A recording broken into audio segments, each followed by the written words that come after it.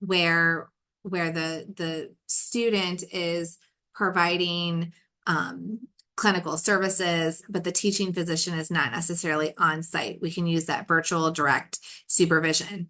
And these, excuse me, this is going to be available in institutional settings. So it's not going to be available in clinic settings that are not owned by institutions. So you want to be really, really careful about place of service codes where this is used, in addition to documentation of who's supervising and the use of technology.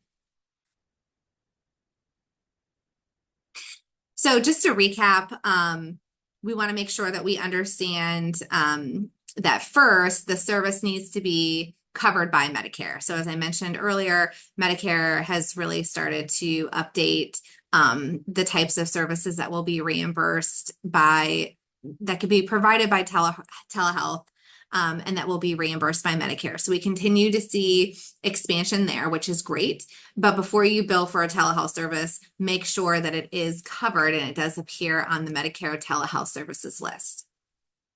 Make sure that you have appropriate technology in place. So it needs to be synchronous. So it needs to be interactive telecommunication system. So again, on the provider side, you need to have audio visual capability.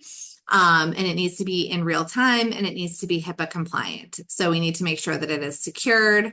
I see issues, I still see it, where providers are using FaceTime, or they are using an unsecured type of platform. I know that I think like Teams and Zoom, and there are a number of platforms that are now HIPAA compliant. So if they're willing to sign a BAA, that means that they're going to be HIPAA compliant.